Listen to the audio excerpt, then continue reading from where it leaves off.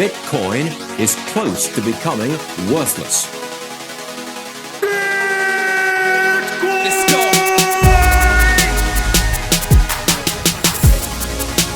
Now, what's the Bitcoin? Bitcoin's like rat poison. Yeah.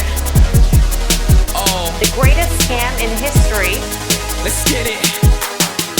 Bitcoin will go to fucking zero. Yeah.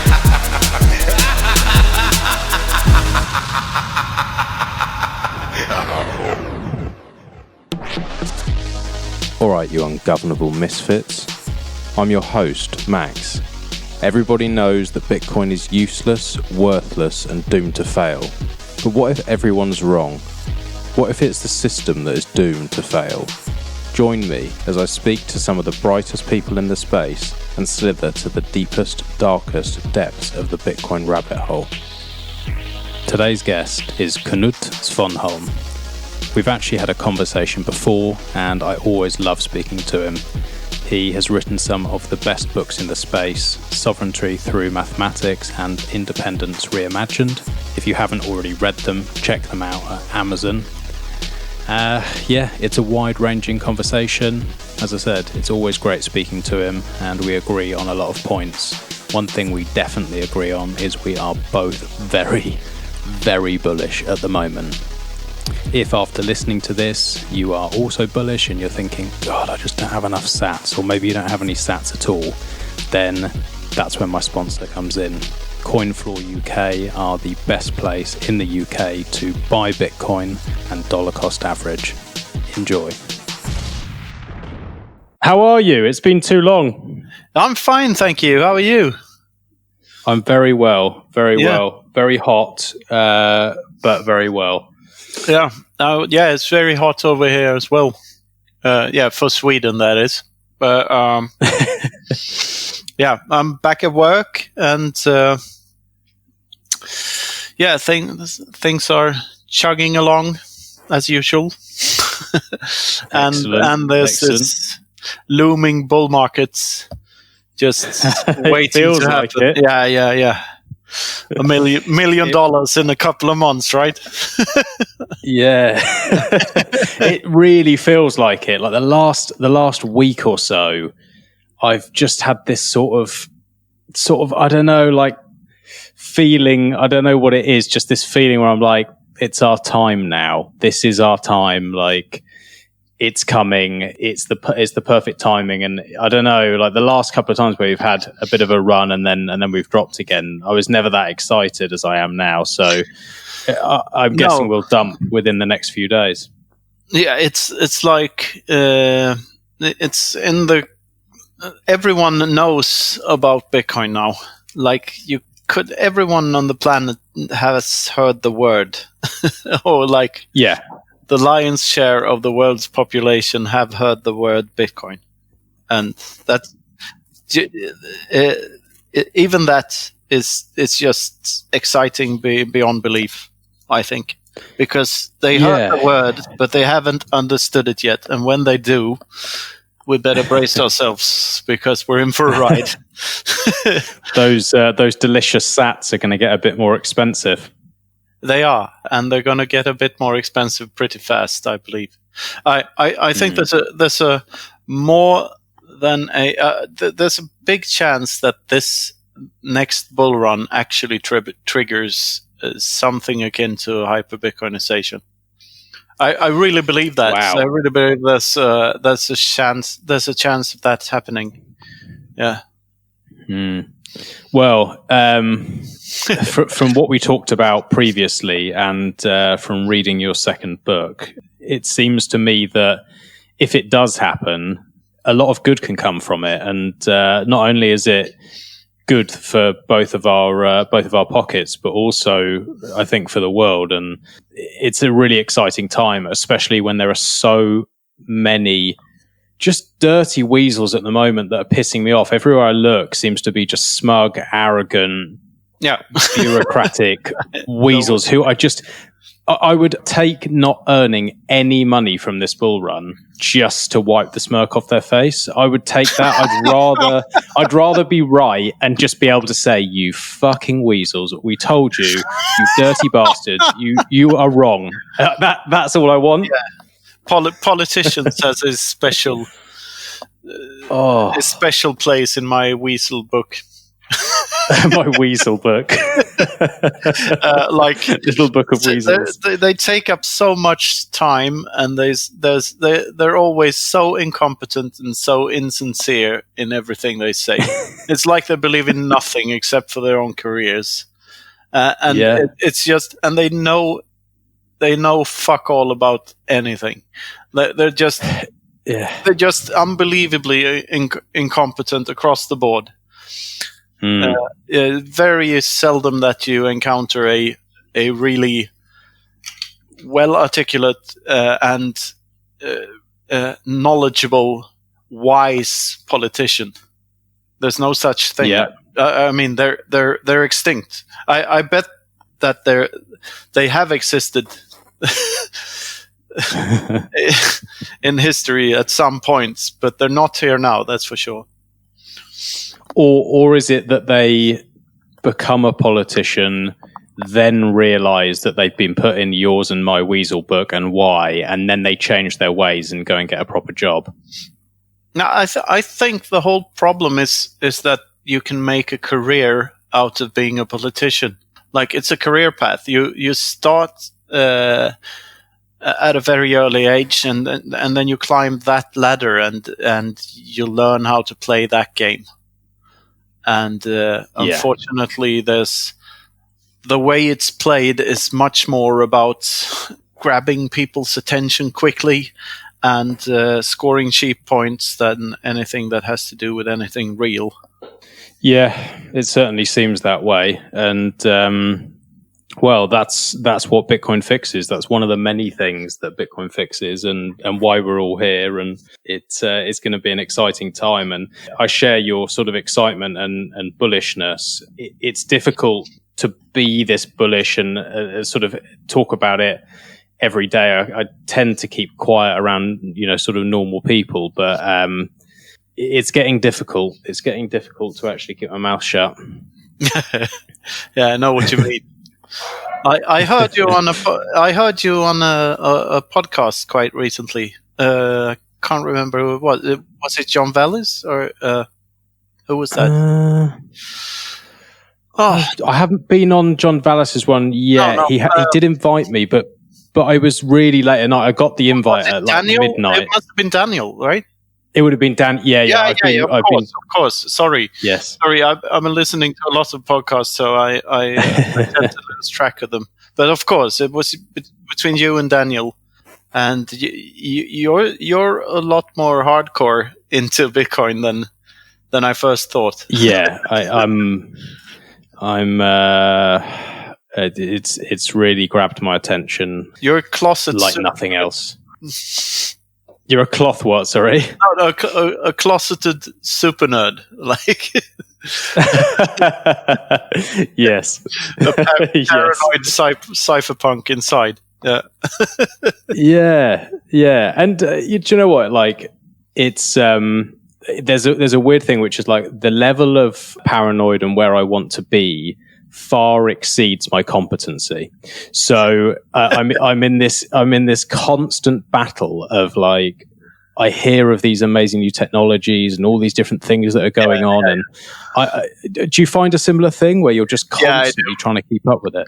Yeah, I do. And for me, it's really the time that's the bottleneck. Like, I can't seem to find the time to get everything up and running properly. Like, I should probably install a new operating system and get all the features in my full node to work properly, and all these things that you're supposed to do. And like, but running a family and having a full-time job and doing these podcasts and everything every once in a while, and writing, writing. So, yeah. but you're right. We should probably I should probably look into my OPSEC and my I should take care of my privacy a lot more than I do, I guess. But there's another side to that coin. There's a flip side there. Sorry, I lost you there. It keeps cutting out every sort of 5 to 10 seconds. It like loses the end of words. And I'm running a VPN at the moment. I wonder whether if I just take that off, it might run slightly quicker.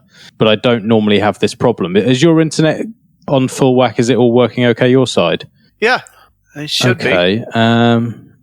Let me just give me 1 sec, because it's got this kill switch on it. Let me turn that off. Disconnect. I'm just going to see if this works any better. We should hopefully be fine now, because I was losing every other couple of words. You there, Max? Yes, I can hear you perfectly now. It was just cutting out all the time, and then I obviously made it much, much worse. So no worries. Okay, so had we officially started the pod?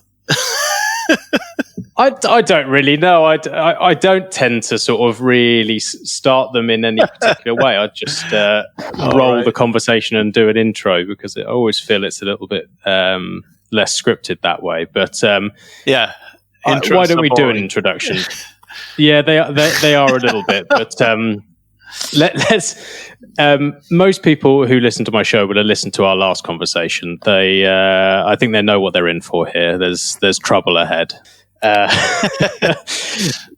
Yeah, we don't need to do the intro. I'll do that before. And yeah, I don't know where we got to now. I have the last part of the recording, so I'll jam them together anyway. All right. Yeah, I don't know whether you heard my last question, which was, obviously, this is now your second book has now been written and it's out there, and I've read it and it's brilliant. And did you have any did anything change the second time round for you? Was it as enjoyable, or was it a little bit more stressful? Because obviously your last one was quite a hit, especially within the Bitcoin community, and I absolutely loved it. Did you feel a little bit of pressure writing the second one, or did it just flow straight out of you? Yeah, both those statements are true. Really? I did feel the pressure, but I wrote it during my vacation in Spain. So I disciplined myself, and I told myself to write for an hour a day. So I did that for almost 4 weeks, and I promised myself to exercise for an hour a day as well, and that worked for 3 weeks. And then my brother arrived, and that was. But I kept up the writing, though, the writing parts of the promise. So I did that, and it's not that long, the book, and I got this amazing foreword from Hodlonaut and of course Daniel's contribution there as well. So it's about the same length as the first one, and I hadn't written about Bitcoin for about almost a year when I started with this one, and that sort of helped, because I didn't feel that I was repeating myself, which I sort of did at the end of the process of writing the first one. What I found with it is that, so your first one was and still is, if someone has asked me about Bitcoin and they're reasonably bright, I'll just say, read this. Don't even ask me, read this, because it explains it so well. And it's short enough that people are going to get into it, and they'll get the gist of it, and it will then make them want to learn more. And I feel, to me, your second one, if I gave that to a complete normie, they'd maybe struggle with it a little bit more. But you go much deeper into some of these ideas, which for me I found really interesting, because some of these ideas are the ideas that are world changing, and I think once someone's starting to fall down the rabbit hole, this is the book for them. Yeah, it is sort of a sequel to the first one, and if the first one is the first book you read about Bitcoin. Maybe you should read some other books in between that go a bit more into the technical details, and maybe some Austrian economics and all of this. But this other one is, I tried to like find my own voice as well while doing this, and like see where my perspective on this can fit into the larger narrative, so to speak. And it sounds pretentious as hell, but I don't know. I tried to do this dualistic approach. Like the chapters are called Poverty and Prosperity, and Cooperation and Coercion, and so on. So I like to like flesh out what sort of alternatives we have as human beings, how we can go about our affairs, and ways that are preferable to other ways. Like, and it is sort of from a libertarian perspective, I guess. I think it definitely is, and reading through, like, you know, we all a lot of like the Bitcoin Twitter lot seem to all have very similar ideas about things and how things should work. But there were certain parts of this book which really struck a chord with me, and that I just think they are facts, but no one will ever really accept them. And one of them, you know, towards the beginning of the book, you describe the public sector as being made up of redistributed stolen goods, and that's a fact. It is a fact, but not a lot of people will like that or necessarily agree with it. But yeah, it doesn't seem like it's a great idea, and it doesn't seem like it's playing out that it works very well. So what would you suggest instead of this sort of insanity of stealing people's stuff and then like really lazily and sloppily spending it on things we don't need in a manner that never works, and then just complaining and just letting everyone down while filling your pockets with everyone's hard-earned cash? Like, is there a better way? Yeah, I think first and foremost, the free market capitalism is a thing we haven't tried yet as a society, ever, really, since we've always had inflating currencies. And I don't think you can really have a truly free market where the division of labor and everything is truly works as well as it could within a system of inflationary currencies. I think that resources will get misallocated, and the markets will be skewed in one way or another under the current paradigm. And you need a totally sound money to really see how beneficial a truly free market could really be, a global one. And I've been trying to frame this a bit, because I think that's the biggest misconception we have. We have a lot of misconceptions, but like one is that we have free speech, which I don't really believe you can have without having free sound money, because money is speech in my opinion. It's just a means of expressing value to your fellow man.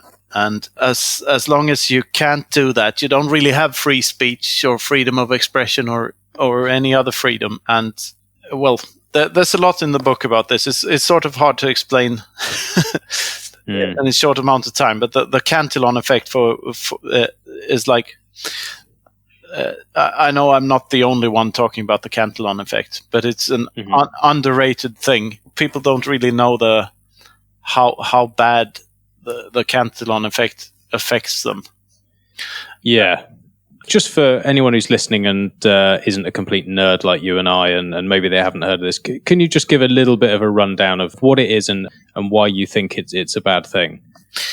Well, Richard Cantillon was an economist who lived a long time ago. Well, not really an economist, but a merchant and a banker. And noticed that the closer you were to the new money being issued by the central bank of your country or any other institution that printed new money, the closer you were to that source of the money, the better off you were. And the further away you were from it, the more you had to pay for the whole charade. And this goes on today, very much so. And like these so-called free handouts, the COVID relief money being minted and given out, especially in the US, but also in other places, they're not really that valuable, because at the same time as they're giving you $1,200, they're giving someone else a lot more. Yes. And it's all from thin air. So it just it's fake. It's not to be trusted. It's a very cheap way of buying you out. Yeah, and what's it like over in Sweden? Like, are you having, with all this COVID stuff, is everyone sort of, is the general feeling from people that they're jumping on board and happy with more money being printed and these kind of things going on, or are people sort of starting to wake up a little bit there? The thing is, we've had sort of laissez-faire COVID policies, and we didn't have a lockdown, and we're very like we had a high death rate, but the median death age of for COVID-19 is 82 years, which is exactly the same as the regular median death rate age in the country. Like, so funny that. Yeah, funny that. So in terms of lost years, we lost none, but also because of this, because of us being quite like lucky to be here when every other country closed down, so we didn't have to live through that. Our economy hasn't suffered as much as other European countries. We've had, like, the latest number I heard was like a 8% drop in GDP, while a normal other European country drops like 15%. So what I think that has done is that it makes people not notice the money printing going on, because there is a lot of money printing going on here as well. It's just that people don't see it that way, because the value of the Swedish krona goes up in comparison to the euro and the dollar, because they print even more of those. But it's still the same destructive fiat bullshit going on here as anywhere else, I'm afraid. But and like nobody really talks about that. Yeah, so are you still very much in the minority when you have the sort of ideas that you have? Obviously with Bitcoin you will be, but are you in the minority? I think I can sense, and tell me if I'm wrong, but maybe you think that the whole COVID situation is a bit of a stupid way that it's been handled, if it is real or not, and that maybe that it does more harm than good, all the lockdowns and that kind of stuff that's gone on, and the printing of money. Am I sort of speaking for you wrongly there, or do you sort of have the same view as me there? Yeah, I have the same view as you. I think it's like halting the economies of the world like they have for the last couple of months is like riding a motorbike and putting like a steel bar into the front wheel, and like let's try that for like 6 months and see how far we get. or like the ecosystem in the forest behind my backyard here, like, all right guys, ants and deer and whatever, let's stop the ecosystem for 6 months, see what happens. It's just not a very good idea, and especially not in a fiat monetary system where everyone is indebted over their heads, especially small companies. And that's the sad part here, because instead of deregulating and like lowering taxes and like trying to get the economy moving that way, they go for the bailout route. So they hand out money to the bigger companies, and like make the smaller companies depend more on money from the state. And like I don't like the direction it's going in at all.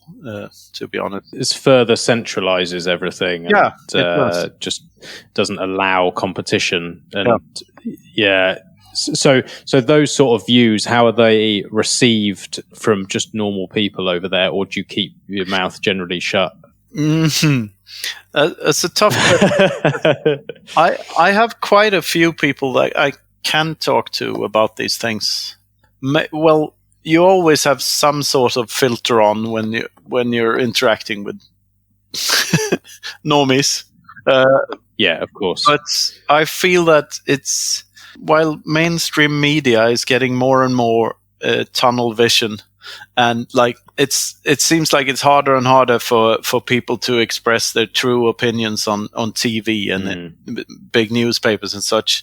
I feel that parallel to that, there's quite a big movement of like us closeted libertarians coming out, and there is definitely such a movement here as well, or something akin to it. But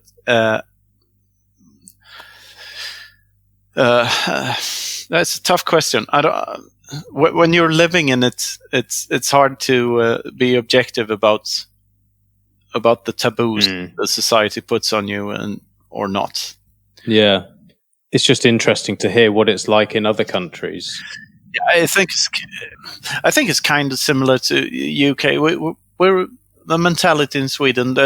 We have a lot in common with the UK. We do like sort of a similar sense of humor. Yeah, quite dry. Yeah, and but you have another. You're better at hating your jobs. You're not as allowed to hate your job here as you are in the UK. We're really good at hating everything, though. We are absolutely world class at whinging. We're amazing whingers, and we have so many different ways of whinging, and it can be quite subtle. But there's always a whinge going on. Yeah, but you also have those middle-aged women that go around and say "super" a lot. Fabulous, darling. Oh, that's the homosexuals. It's both. No, we have so many different sort of, I don't know, like I find with England we have so many different groups of people who are very, very strong, have very, very strong opinions. And it's like very broken into little sectors at the moment. Yeah. And most of them sort of have half of it right and half of it wrong. And no one really gets to, they all just sort of tend to argue mainly about politics that doesn't matter because it all ends up the same anyway. Yeah, it's the same here. And it just wastes a lot of time, and no one ever comes up with any solutions, and no one even can be bothered to think of the solution. All they want to do is generally just have a whinge and also obsessed with American politics. Like so many people just love talking about Trump, and I'm like, why are you so obsessed with this bloke? What are you doing? yeah. And there's like nothing you can do about whatever Trump does. The thing that people don't realize, though, is that they're upset about the totally the wrong things all the time. Because when Trump is giving away his $1,200 handouts to everyone, he does that not by taxing his population, but by printing new money and pressuring the Fed to print him more money with this Mnuchin guy. Like, so nice chap. Yeah, nice chap. So, so what he effectively does, since the dollar is the world's reserve currency, is that he taxes everyone on Earth to give handouts to America. So you and I are paying for those $1,200 that our friends in the US use to buy sats instantly as they get them. So I'm happy to do that. Like if our friends are buying sats with, I'm happy. If they're buying anything else, but I think they should be aware, and they should know that they owe us a pint or two when we visit their citadels there in Canada or wherever. Yeah. No, I like that idea. I think that's fair. Yeah. Have you got any meetups or anything planned? I mean, obviously most things aren't really going on, but have you got any put in the diary? I was sort of sad to hear that Baltic Honey Badger isn't happening this year. Is that Riga? Yeah, Riga, the Riga thing. Yeah. There are a couple of other things happening. They're trying to get me to go to this hacker congress in Prague. Okay. We'll have to look into it a bit more and see if I can get some time to do that. Planning on not flying for a while, but maybe taking the car down, driving around Europe around Christmas. That's an idea. See if you have to drive through and come visit. Yeah, too bad. The UK is not really on the way to Spain, though. But that is true. I haven't done geography for a few years, but I think you're right. Yeah. But like these are just ideas at this point in time, and they're not really plans like that. But I'm dying to see everyone again in Meet Space. I had so much fun in Riga and everything, and like talking to other Bitcoiners. I mean, I love doing these podcasts, and I would love to meet everyone again, and buy overpriced steak dinners and all the shit. Yeah, I've still never been to like I'm so jealous of like everyone who went to Riga and all these different places. Like I've been to one blockchain wanky event in London. Yeah. And it was terrible. It was horrible. And BitDevs, I've been to a few of them and they're great, but it's, it's obviously a different vibe. And, it's also painful being by far the most stupid person in the room. It's you do sort of go home and I just think, why don't you study harder when you're at school, mate? Like, what's going on here? But it's very humbling being sat in those rooms. It really, really is. Can imagine. I'm really looking forward to sort of this whole thing opening up again and getting to do some of these meetups because. It's very different in real life. Yeah, I got contacted by a couple of guys this week about having a meetup here in Gothenburg. Or I don't live in Gothenburg, but close by, and been planning to have a little grill party here for a few friends. Maybe a certain space cat from Norway. But that all got postponed when COVID hit us. I think Norwegians aren't even allowed to go to Sweden or these parts anyway. Oh, really? Yeah, they had quite different COVID, a quite different COVID response than we did. Yeah, interesting. It's very different all over the place, and I think it's going to be like this for quite a while in England. They sort of they're keeping us on our toes and changing everything sort of daily, and no one really knows where they stand. No. We'll see what happens. Well, we won't have those restrictions in the Citadel, so no. How long are we thinking until this is? You were saying earlier you're feeling bullish, which is always good to hear. And when you think about the idea of some of the things you've discussed in the book and we've talked about before, do you see if we have this major bull run and we do? Basically, what do you see happening? I think there's a chance. There's definitely a chance that this next bull run is the hyper Bitcoinization one. Then again, there's always a chance, and there's always a chance that that will just hit some random high figure Bitcoin price and then drop 80% again. I don't really know. I have no idea how markets work, really. Not like that, and not with a thing like this. I don't think anyone does with this. No. But this is like yeah, uh, yeah. No one does. But there is a chance that we're in for a really weird ride.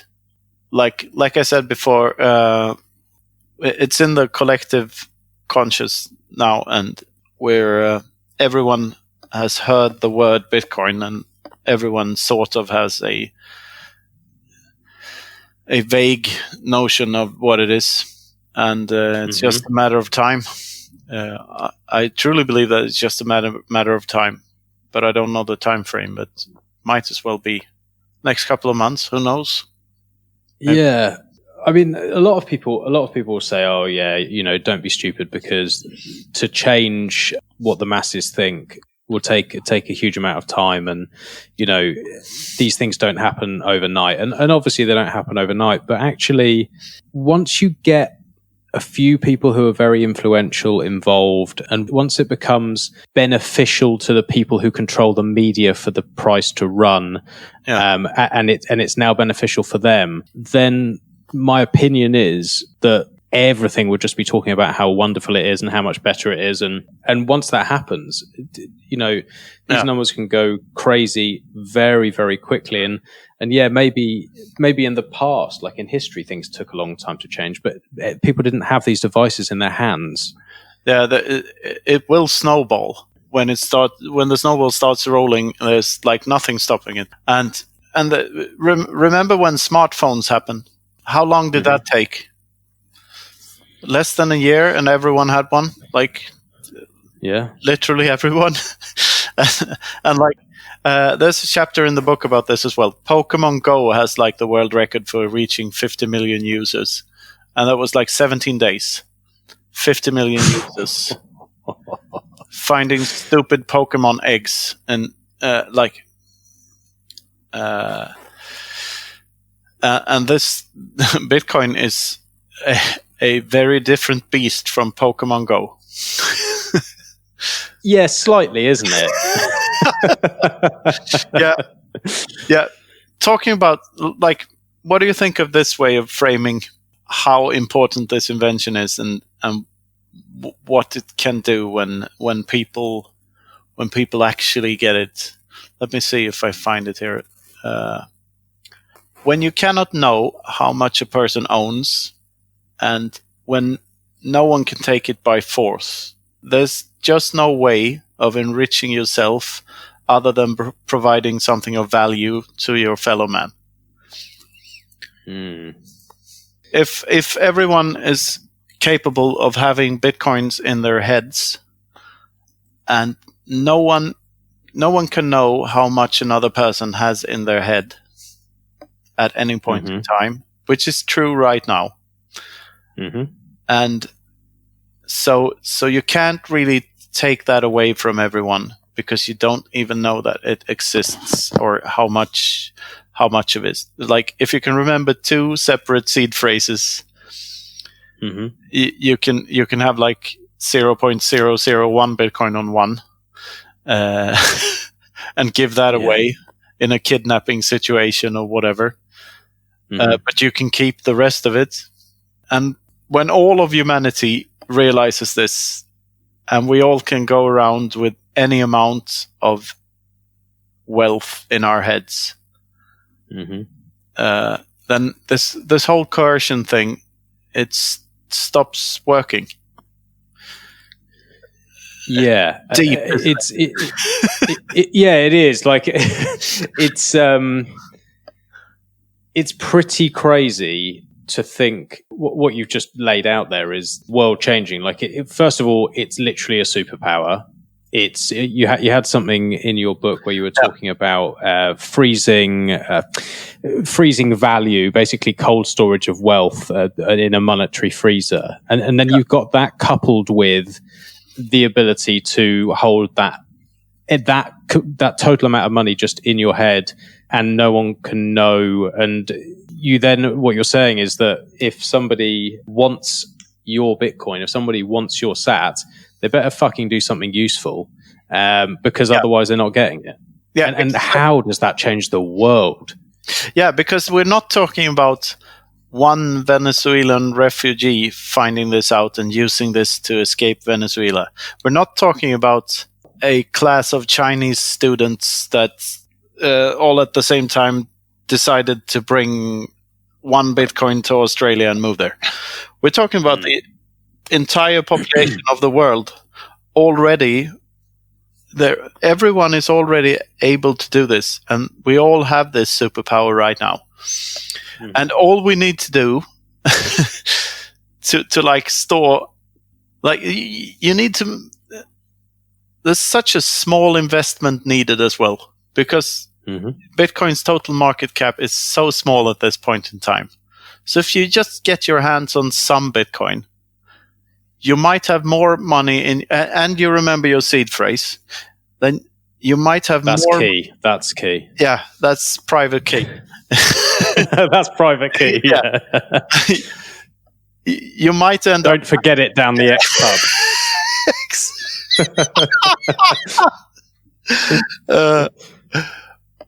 Yeah, then you might just have more money than anywhere else in your head within 5 years, or within 2 years, or within a couple of months, if we're really in this gargantuan bull run right now. Yeah. It's just mind-boggling to think about it. I still get like goosebumps just talking about this thing. It's so weird. And how was it when you were writing this stuff? Like, did you have you said about, you take an hour every day when you were away in Spain, you take an hour every day and you dedicate that time to writing. Did you have some kind of routine, or like a place that you sat and thought about this stuff? Like, did you sit and meditate on it, or like what's your way of writing? Now, I think like the creative process is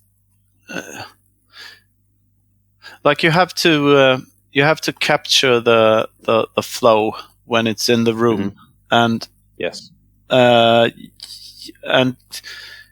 you cannot know when inspiration will come to you or not, but you can be prepared for it.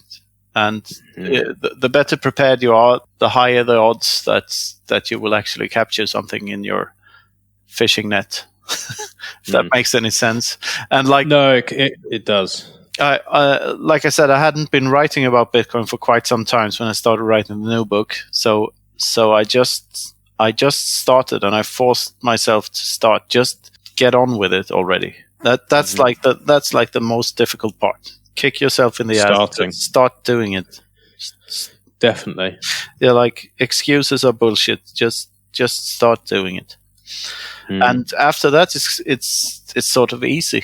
And I wake up 2 hours before the rest of the family, so I use the first hour of those 2 hours to write, and like 2 cups of coffee, sneak up, make a cup of coffee, and get onto it. Nice.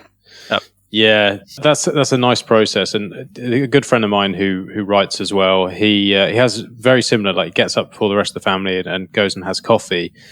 I wish I could do that. Like with my creative process, if I'm painting or if I'm writing or doing anything creative, it always has to be at night.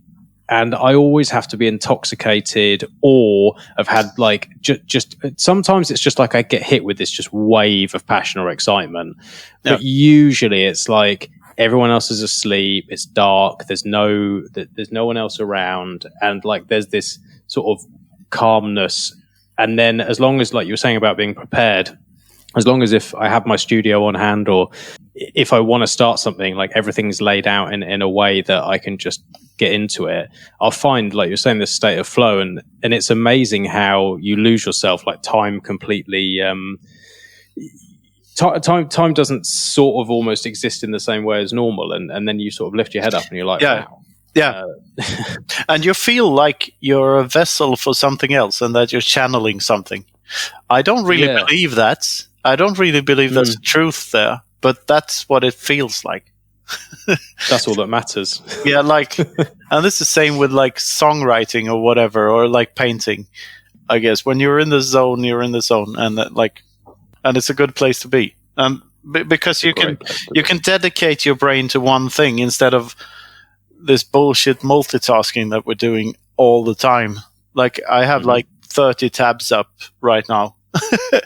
And I'm checking my Twitter feed every once in a while, and I'm thinking about other things.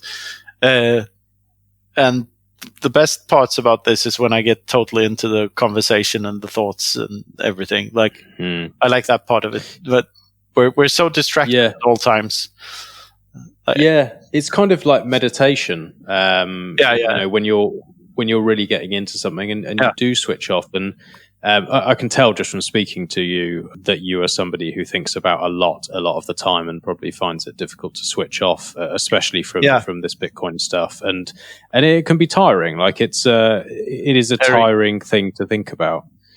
Yeah, but I do meditate, and I try to jog. So I'm out running, and I leave my phones at home. And I even take my glasses off, and I don't have any headphones, music, or nothing. I just try to turn off the noise, because like the brain signal is always there. Yeah, that sounds quite nice, apart from the running part. I know. I hate that part, but I like the other part. And then you feel a bit clearer afterwards. That's the thing. Is like sometimes you do just have to reset, and then you feel clearer. And so did that process of writing sort of make you think about things in a different way, or bring you new ideas that you hadn't thought about, and just connect the dots that are sort of all floating around? Did it make any connections that previously weren't as clear? Yes, some of it. Not all of it, but parts of it. Like the last chapter I wrote, I believe, was the third chapter in the book, called Why Collectivists Win, and how it's harder for individualists to form groups by their very nature. It's sort of, but I thought about that for a while and wrote a chapter about it. And there were some things there, some dots that I hadn't really connected earlier on. And it's sort of gloomy, because it's sort of that whole thought process sort of puts a finger on why democracies can't ever work over time. Yeah, well, democracy's an illusion, really. Yeah, but even if they weren't an illusion, the collectivists would always win, and an outsider would always be an outsider, and like have a harder time. Like they're a dampener on free thought, and it makes me think of George Orwell. Yeah, it's. Do you think that guy was a time traveler? Because maybe George Orwell was Satoshi, and he worked out that this is exactly what governments were doing in 1984, was exactly the way they were going, and he went, I just have to stop this. And somehow he has then come back as Satoshi and time traveled and sorted all this. Because he did have it so right. Like, you read 1984 and you just think, this is exactly what's happening. This is exactly how it would play out if no one stands up to them. And it's such a beautiful book as well. If you haven't read 1984, go and do your homework, please. It's a brilliant book, and it certainly has stood the test of time.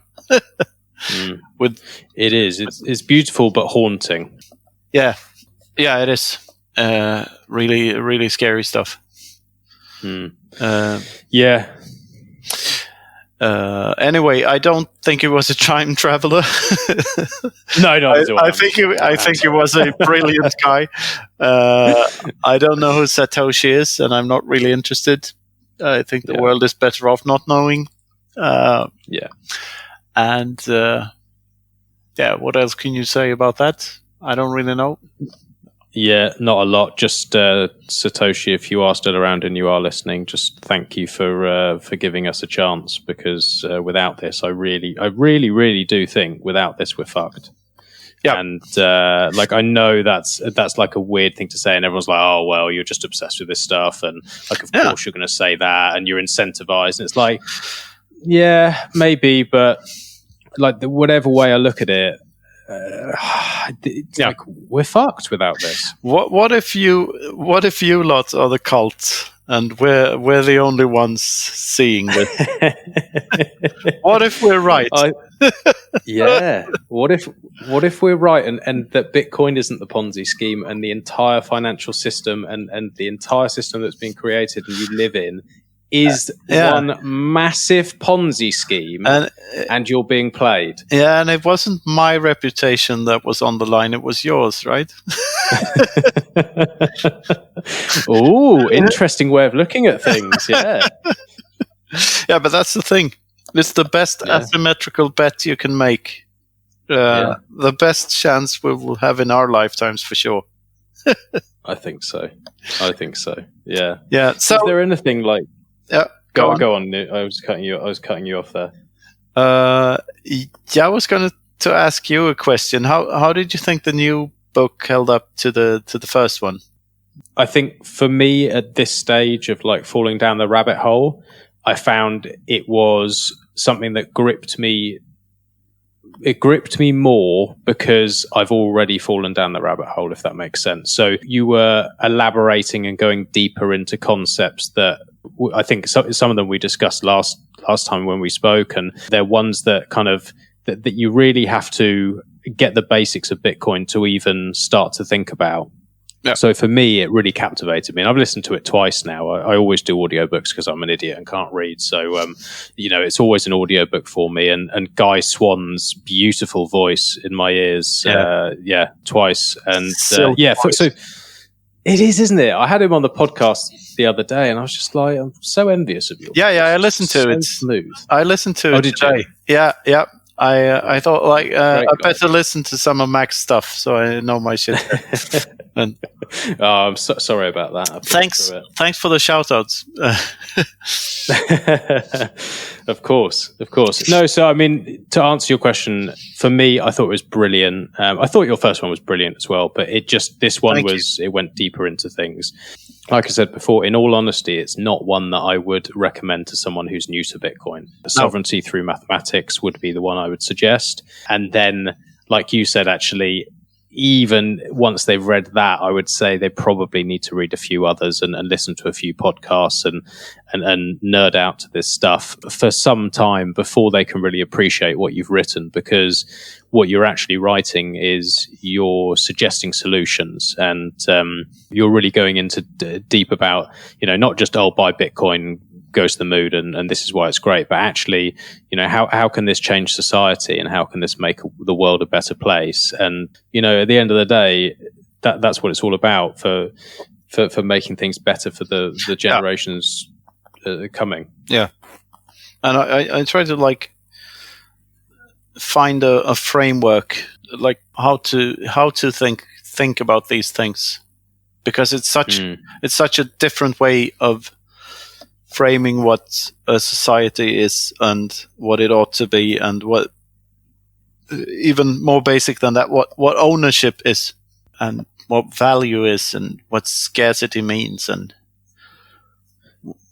well, I really like the way you talk about ownership, and we touched on it on the last one, and you were talking about ownership and how technically how can a government or a corporation really own Bitcoin? And I think that's a fascinating rabbit hole to go down, because it flips everything on its head, and it really means that, we're saying about these small businesses going out of, basically being pushed out because of the way that things are being run, and how being an individual is harder than being a collectivist, and all these things. And it kind of just flips everything upside down, and that's major. Yeah, and I think it's not talked about enough at all, because this part of it is not only how could governments own Bitcoin, but for instance, these chain analysis firms that provide information about the bastards. The bad Bitcoiners. selling Not even Bitcoiners. They're just, filth. Yeah, they're filth. But what happens when Bitcoin 10x's next time? I mean, they all have some Bitcoin. And they all know how to hide it from the government, since they're the ones finding it for the government, right? Yes. So they got all this privacy shit going down. They know all about the coin joins and everything like that, and the multi-sigs and whatever. And when their Bitcoin 10x's or 100x's, they won't stay. They won't keep their jobs. The chain analysis companies won't be able to pay them enough, not by a long shot.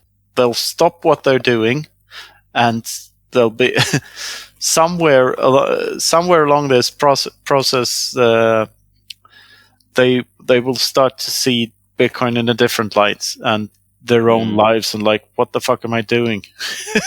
Yeah. Like, why am I hindering this? Why am I working for the enemy? Yeah. That will I think happen. You're absolutely right. Yeah, and they will dissolve and go away.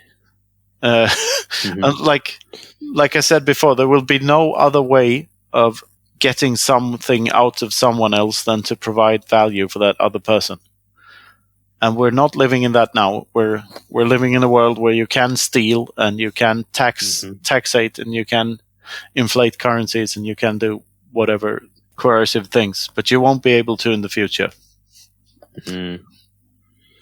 It's hard to wrap your head around these concepts, and I think it's hard to actually, until you really understand the power of what Bitcoin can do. When these sort of things are talked about, it kind of sounds like dreams and fairy tales, but when you do understand it and you go deep enough on this stuff, you realize that it's actually all possible now, or almost all of it's possible now, and the game theory and the incentives of this system are so cleverly designed that, like you say, it actually changes people's behavior, which is really hard to do, and it changes people's behavior to benefit the system, and that's so clever. And even for the ones, you might just have one who's just, a super weasel, number one on your book, and they do really well out of Bitcoin. And for some reason, they just don't change. All they want to do is just fuck the world up and run their little chain surveillance company. And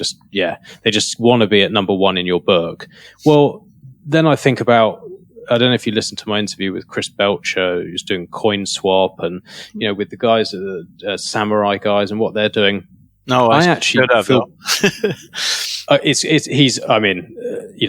he is just doing some amazing work, and these guys are so focused on helping Bitcoin privacy. I genuinely believe that even if they want to in the future, they won't be able to do their I think they're going to have to give up. Yeah, and we're almost there already. I think so. And my argument is that we don't even need to be there, because we'll end up there anyway, even without the the thing is, the unstoppability of this thing is like, one of the moments when it first clicked for me was like, I had some Bitcoin that had gone up a lot in value, so I was going to try to store them on a paper wallet years back, and I had them on another paper wallet, and I had scanned the public key of the QR code on the new paper wallet, and I put it in an envelope, and then I scanned the private key on the other one and sent the money from one piece of paper into another piece of paper inside an envelope. And just doing that and seeing that it actually worked, and the price of the one piece of paper that I had just vanished. And all of a sudden, this envelope was worth the same amount. I mean, just that simple early Bitcoin light bulb moment. It opened up so many. I just couldn't stop thinking about this thing. It was magic, and it still is. I remember it as magic, and it's still that you can actually do that. It's still magic, yeah, and it is a superpower. There's nothing less.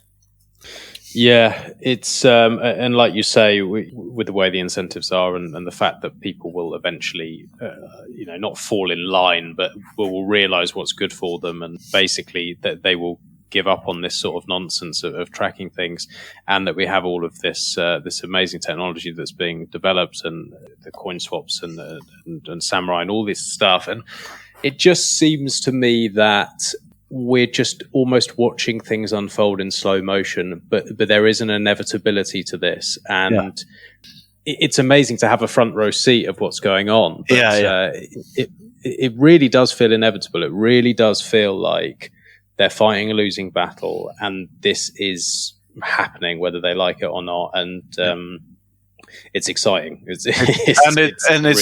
It's not really slow motion. It just feels like it sometimes. It feels like it because you have this idea of hyper-Bitcoinization and stuff, but gradually then suddenly, right?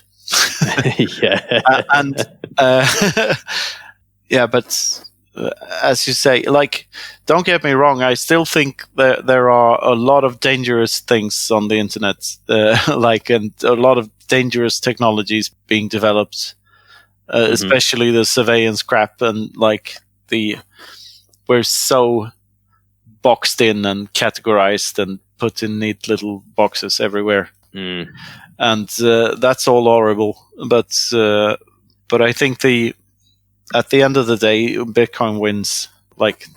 Because it's, like I said, we have one shot at this, and this is like this is our only shot, and this is our only hope. This is our Obi-Wan Kenobi. This is our you're my only hope. And that's why it's exciting to be part of it, and see all this unfold, and be speaking to, that's why I love doing what I'm doing, is that I get to speak to so many other passionate people who are excited about this stuff, working on this stuff, or explaining. That's what you're doing, is you're explaining to people in a succinct way how this stuff is going to change society. And it's happening, like you said, at a real pace now, where I truly believe, with your writing and some of the other books out there, and some of the other great podcasts, and all the information, all the people helping, I think that a fairly intelligent normie can go from complete government cuck to a full-on Bitcoiner who really understands this stuff within, I don't know, a few months. Like, maybe not deeply, but deeply, but like they'll get it, and they'll be like, yeah, it makes sense to buy it. And so, like you said, it could be a couple of months for hyper-Bitcoinization. Why not? And I don't even know what to hope for. But as you say, there's so many passionate people, and the funny thing is, before Bitcoin, this bunch that we Bitcoiners are, we were probably the most cynical bastards you could find. Definitely. Yeah. Were you a real grumpy bastard? No, I wasn't really a real grumpy bastard, but maybe deep inside I was a dark soul with no hope for humanity and all that crap. Yeah. But Bitcoin really is a beacon of hope in a world that would have gone to shit if we didn't have this. And it is interesting, like you said, the types of people. It does seem that there's very similar character traits for most people within Bitcoin, and like who people are really interested in. And like you say, there is that sort of dark streak, and there is that because of an intolerance for bullshit. I guess that's what it is, and that's why we're so hard on all the so-called altcoiners. Because we just don't tolerate bullshit. We hate it. We like truthfulness. Yeah. You better brace though, because it's coming. I'd love for the altcoin stuff to all just fuck off, especially this DeFi stuff. That is really pissing me off at the moment. This DeFi. Yeah. Jesus fucking Christ, it's so stupid. but it's coming. And like, if there's a bull run with Bitcoin, it's going to be insufferable. It is going to be disgusting to watch, and we're just going to have to batter these people. Yeah, well, play stupid games and win stupid prizes. I mean, people will, like, how long have casinos been around? Yeah. I mean, don't know. How can people still fall for them? I don't get it. I mean, but it's yield. It's DeFi. It's DeFi. It's all wrapped in it. It's all wrapped in ETH and dipped in Link and sprinkled with something, and then it just compounds, man. Yeah. Did you see that graph with like how clever you think Vitalik is on the x-axis? No, on the y-axis, and like your actual knowledge of money on the y-axis, on the x-axis. I don't think I've seen that one, but I've seen some real. I've seen some brilliant ones coming out recently. I know, like Pierre Richard has been on a. I saw that. Love that. Love that. And trying to really find out how many ETH there are. I mean, how many are there? And they're like, why do you need to know? Why you keep on asking these stupid questions? It's not important. Yeah, but it is sort of important. No, it's not important. Pay no attention to the right hand. It's on CoinMarketCap. That's all you need to know. Yeah. Pay no attention to the man behind the curtain. That's the general message. Pay no attention to the anorectic man behind the curtain. That was a bit mean, but anyway. Well, we have to be mean on them sometimes. We have to. There's one thing that with all this Bitcoin stuff where it seems even within Bitcoin, there's these kind of factions of people who are like, you have the don't spend, only hodl, and you have the, you have to have the circular economy people, and you have all these little factions. Look up Mises. To the circular economy people, I would like them to read Human Action by Ludwig von Mises and see what he says about circular economies. I'm about 5 or 6 hours into that one. Yeah. But it is a long book. Yeah. Glad you started, though. And remember I said that about circular economies when you get to that part. Okay. You're going to enjoy that. I promise you. Yeah. Okay. But so here's my question is, one of the sort of things that people get annoyed with, and I haven't had it beaten out of me yet, but I have this kind of weird idea with Bitcoin, which is that, we're talking about all of this, and you can batter me now and just tell me I'm a fucking idiot and change my mind on it. But like this idea of the way that the internet is formed and how we have all of like basically everything centralized and all the data is controlled by these big companies like Facebook and everything else. Do you think that we can have some sort of way of using the Lightning Network or some other technology where we can really actually own our own data using keys and almost build a separate internet with this stuff? Like, or is that just a dream that is never going to happen, in your opinion? Oh, I have to think about that one.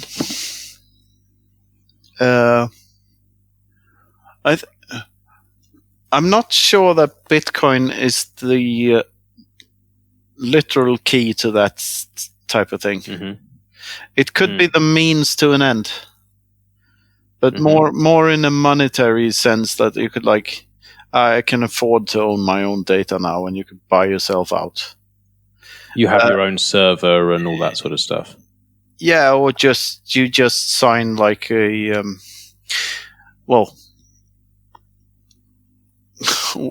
money doesn't solve all the problems, but it solves a lot of problems. And if money is like in the very base layers of the internet, and the geekiest people, like whenever Bitcoin goes up in price, every Bitcoiner gets a bit more influential. And richer, which makes them like influential in that sense as well. Like more money, more power, and all that. And as long as we have the NGU technology going for us, like number go up technology, all the other problems will sort themselves out, because you will have all these, the Bitcoin people will be on top of the societal hierarchies. Like the hodlers of last resort will be the most powerful people on earth. And then, and you just have to ask them what they think about internet privacy and so on. And like, if they are calling the shots, that's true. Yeah. That's actually a very different way of looking at it, because what I'm talking about is actually using something within the current system, which is controlled by the people who are at the top of the current system. I understand your concern, but I think it's sort of high time preference. Because if you think about this on a longer time frame, like 100 years from now, that's a whole different story, right? Because I know I'm concerned about the censorship on all the social media platforms, like especially YouTube nowadays. They're just shutting everyone that they don't like off from everything. And it feels like the algorithms have changed a lot, and you don't get as provocative content as you used to. Like there are filters in place everywhere, I'm sure. But definitely, you'll just have to look a bit deeper and a bit harder, I guess. You had some problems with this, didn't you, with censorship? I thought it was kind of funny because this new book, Independence Reimagined, it was censored by. I do it all by myself here, with the Kindle direct publishing service, like Amazon's print on demand book service. So I have publishers in other countries that have translated the book, but this is just my pet project, right? So I use this Kindle direct publishing thing, and for the new book, you're supposed to write a little about the book section for the book's page. So I wrote something about the book being written just a couple of months before the COVID crisis hit us. These ideas are more important now than ever. That's the sentence that got censored by Amazon. So right. That's fucking dangerous. Yeah. So the word it got triggered, literally triggered by the word COVID-19 or something, or Corona or whatever. And that got stuck in the algorithm, and I got an automated email reply saying like you're not complying with our rules and regulations and code of conduct, whatever, and unfortunately you need to revise this before we can publish anything, comrade. Yeah. And so of course I took a screenshot and everything, and I tweeted it out, and like having your book censored when you're writing a book about independence and Bitcoin, it's the best marketing tool you can ask for, really. So yes. I made Yahoo Finance News and stuff like that. Oh, really? Yeah. See, so nice. It's really weird for me. So it got a lot more attention than I thought it would in the beginning. Right. Well, that's like you say, that's worked in your favor very much. So, and it's just got to play the game. But it is worrying, because what you've written there is it shouldn't be controversial. I don't know what you've said there that's a concern. No, it's just I just said that these ideas are important and they're written before the COVID crisis, and maybe they're more important now after this. It says nothing about the actual content, or nothing about I think we should handle Corona this way, or nothing like that. It's just a simple sentence. And the thing is, well, it worked out fine for me, but if Twitter had censored my tweet about it as well, or hidden it from, that's a whole different story. Like, this was Yeah. one side, but if they're in cahoots, then there's a different story. And of course, there are places like that in the world now, and you can't really know if you're living in metaphorical China or literal China. Yeah, and like you say, you don't know if you're sort of being shadow banned. You don't know what's happening or what they're doing with their algorithms. It's all hidden. But I mean, that's why I guess, I know it's high time preference, but I just I just want Twitter. I offended you there. No, you definitely didn't offend me. I love the abuse. Yeah, but I'm so hopeful. I can't help it. I'm an optimist, I guess. A cynical optimist. Yeah.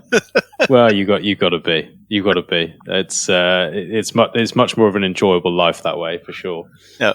And so, sort of final few questions here for you, because I don't want to take up all your evening, and I've got a puppy who's gnawing at my foot here. But after writing this and after writing the first one, have you had people contact you and have you had a lot of people who hadn't maybe been open to these ideas before and who have come round and have been asking questions, or have you found that it's very much gone to the same smaller group of us who sort of very much agree with your ideas?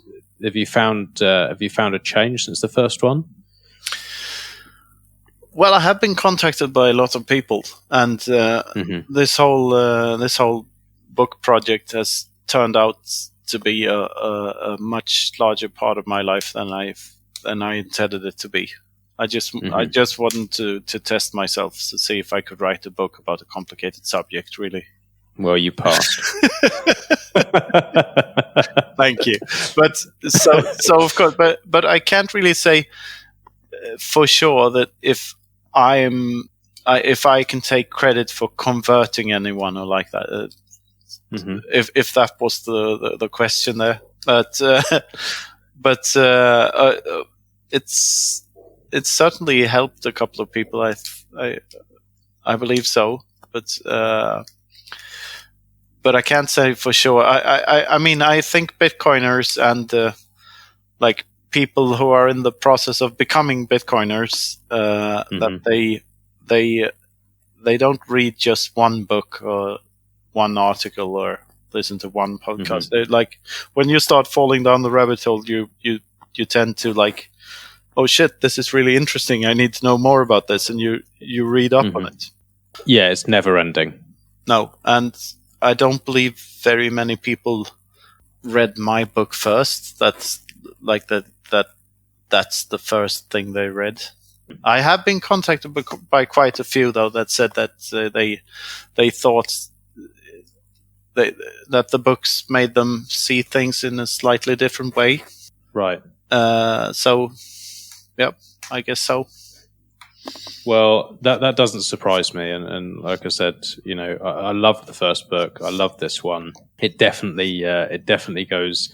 It changes the way you look at things, and I like that they're shorter. I like that they're not verbose. They just get to the point, and you don't pull any punches. You say things how they are, and I think that's really important. So I'm really grateful that you're writing these books and doing what you're doing. It's brilliant work, and it is always a pleasure speaking to you.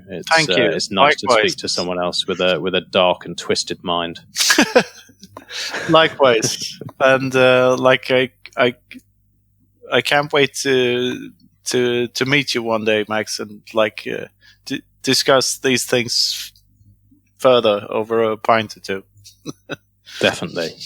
Yeah, I look forward to it. And if you do get lost on your way to Spain and you find your way into London, then give me a shout. And we'll go get some drinks. Yeah. I'm sure I'll get to at least the UK in a not too distant future. Yeah. And I book my own tickets, I guess. So I'll make sure to have a hotel night or two in London. Brilliant. or something. All right. Yeah. Awesome. Well, I look forward to it, and thanks again. And like I say, always a pleasure, and I hope to speak soon. Same to you. Thank you, Max. All right. Always a pleasure Cheers. talking to you. Cheers. Bye.